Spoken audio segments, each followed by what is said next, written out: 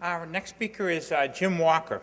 And Jim's played an instrumental role here at the university in a lot of ways, but one of the key things that he did was he was instrumental in actually bringing Lynn to the university, and it's a pretty impressive contribution. In addition, though, Jim, for the last several years, has taught a course called Cosmos. He subtitled it From the Origin of the Universe to the Evolution of Life and Intelligence. A few faculty did come to me and say, look, now that Jim's covering everything, could I get released from my teaching? But it really is a pleasure to have Jim with us this morning.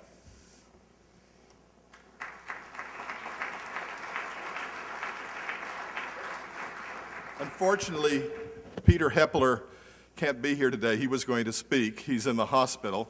He and Lynn were graduate students together at Wisconsin.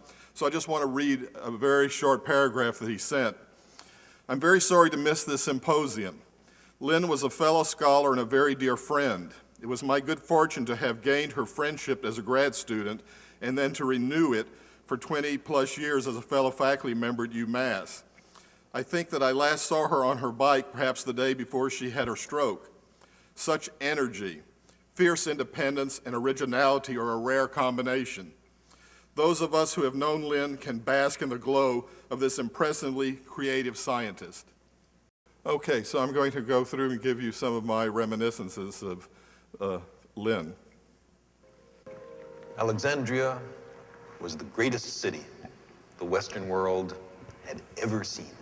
It's probably here that the word cosmopolitan realized its true meaning of a citizen, not just of a nation, but of the cosmos. To be a citizen of the cosmos. If anyone epitomized being a citizen of the cosmos with such broad interests and a life in science, Lynn Margulis certainly did. Lynn's whole life revolved around her passion for science, as you can see in this little excerpt of an interview. What interested you in science in the first place when you were a kid? I never believed what they told me. I think that's the crucial thing about science.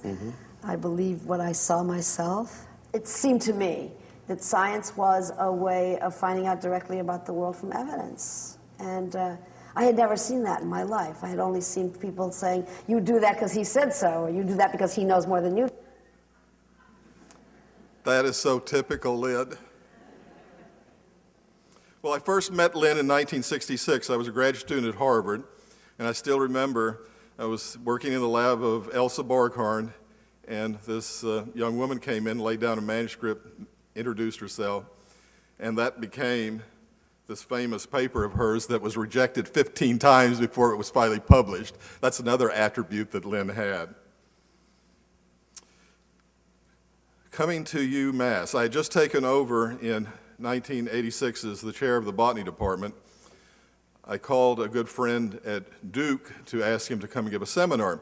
And he told me Lynn Margulis had been down there interviewing for a distinguished university professorship. I said, wow, Lynn's been at BU her whole career. That must mean she's movable. So I picked up the phone, called her, and said, Lynn, come out and give a seminar. She said, fine. So after the seminar, I sat her down and I said, I hear you interviewed at Duke. Is there a chance that we put a deal together that you'd like? You might come to UMass. He said, sure. So I went over the very next day and saw the dean, Fred Byron. He was very enthusiastic. He said, Jim, I've got an appointment with Joe Duffy, the chancellor, in 2 or 3 days, and I'll bring it up. So I barely get back to the head's office, the phone rings, it's Fred Byron. He says, Jim, I was too excited, I called Joe Duffy up on the phone, and he said, go for it. So we got her. As a little aside, those that were there last night heard a little bit about this. John Silber was the president of BU, and he did everything to keep her, giving her $100,000. Which she actually used part of his moving expenses to come here. One of the great ironies, when I was an undergraduate at the University of Texas, I had a one-on-one half-an-hour interview with John Silber. He was the chair of the philosophy department. He ran the honors program and also the junior fellows program. So I know quite a bit about John Silber. He hated to lose his star faculty. This was a quote from one of the letters that we received in support of her appointment as a distinguished university professor from a chair of a top university in the country. He said, when I was undergraduate in college, there were 2 theories that were held up for ridicule. Alfred Wegener's theory of continental drift, and Lynn Margulis' theory of the symbiotic origin of the eukaryotic cell. Now they are both so widely accepted that they are found in high school textbooks. Well, when Lynn came, she came in the fall of 1988. It took 2 years to get the lab all set up and everything. I wanted to introduce her to the university community, so I organized a special university convocation. It's kind of ironic, we had it in this very same room. There were 600 people that came, and we got a mutual good friend, Peter Raven, who at the time was the Home Secretary of the National Academy of Science, and he gave a short talk, Lynn did, and a fellow of the Royal Society that I had as a visiting professor, Challoner. Bill Challoner. And so here's a little clip, and I want to thank Jim McAllister for this. I hadn't looked at this in 23 years. The university videoed it. It was on VHS, and he digitized it. So I made a little clip of this big symposium, and Peter Raven got an honorary degree as part of it. The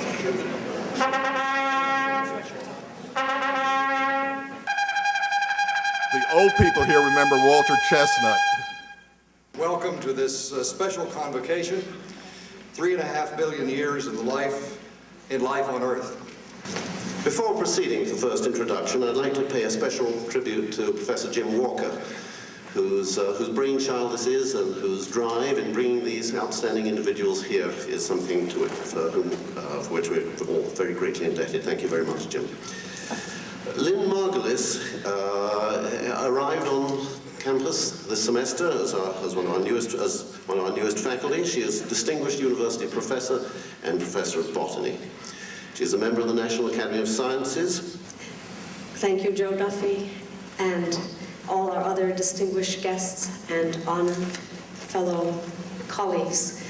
I want to reiterate the statement made about Jim Walker. Without his drive and insistence, we wouldn't have had 700 posters around this campus, and we wouldn't have celebrated today what is perhaps to me the most important venture in my scientific life, because it is giving me an opportunity to practice science in a way that was absolutely heretofore impossible.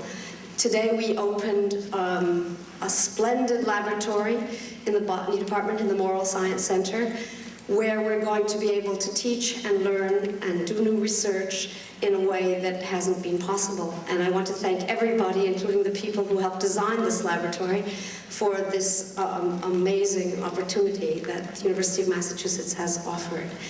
Peter Raven is Director of the Missouri Botanical Garden, Engelman Professor of Botany at Washington University, St. Louis, the Home Secretary of the National Academy of Sciences. Many consider Peter Raven to be the premier botanist in the world today. Thank you very much indeed. It's a great pleasure to be here. And Peter Hamilton Raven, by the authority vested in me by the Board of Trustees of the University of Massachusetts, I confer upon you the degree of Doctor of Science honoris causa.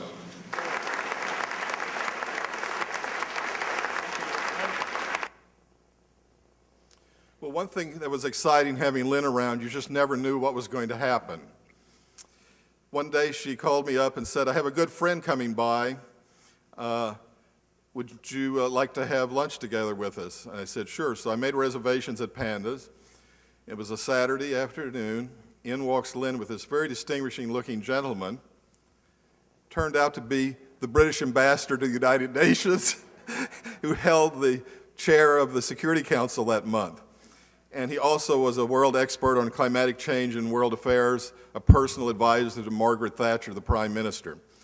So I immediately said, another special university convocation. So I asked Sir Crispin Tickell if he could come back later in the next semester. And I said, I can't guarantee an honorary degree, but I think I can get one. And sure enough, he got an honorary degree. And so we had a second special convocation. This one was on global environment and world affairs, and Sir Crispin, Lynn spoke, and Sir Crispin, and again, Bill Challoner. Let me begin by welcoming each of you to this special university convocation on the global environment. It's now my pleasure to introduce our guest, Sir Crispin Tickell. In May of 1987, he was appointed British Ambassador to the United Nations and permanent representative on the Security Council. Now, there's a proverb with which I shall conclude. It is very simple. We did not inherit the earth from our parents. We borrowed it from our children. Thank you very much. Lynn Margulis is the Distinguished University Professor in the Department of Botany at the university. She's also currently the chair of the biology section of the American Association for the Advancement of Science. She's a member of the National Academy of Sciences and was recently made a Commandeur de l'Ordre des Palmes Académiques de France and featured in Newsweek as one of the leading innovative scientists in the United States. She's the author of over 130 scientific papers and 7 books. And in addition to that tremendous record of scholarship, she is also an outstanding teacher and has profoundly changed our views on life since she's been here at the university these few months. It's a pleasure to welcome her. Thank you. May I have all the lights out? The earth is beautiful, said Nietzsche about 100 years ago, but it has a pox called man. You'll be making out Gaia's song. And what are the words of the song? Well, listen carefully. Got along without you before I met you, gonna get along without you now. That was so typical, too. Well, Lynn, beside an outstanding scientist and researcher, loved teaching. She's the only faculty member that I'm aware of that came here that not only wanted a good research lab, but she insisted that we have and converted another room just for her teaching and environmental evolution. Actually, I had to move 4 faculty out to make room for her. 2 of them were retired, but they were the former dean of the College of Arts and Science and a former chancellor.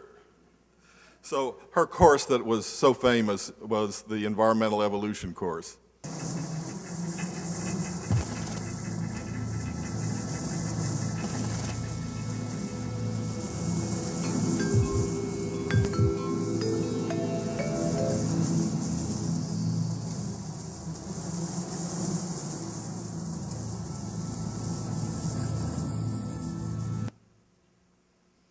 Now, one of the things that she did way ahead of her time, she had tapes made of famous professors. In many cases, these are the only recordings we have of these world-famous professors. Elsa Borghorn, for instance, at Harvard, and Richard Evans Schultes. He was quite a character. It's the only professor that I ever had a class with that blew a poison dart across the room. He spent 12, 15 years living with the natives in the Amazon.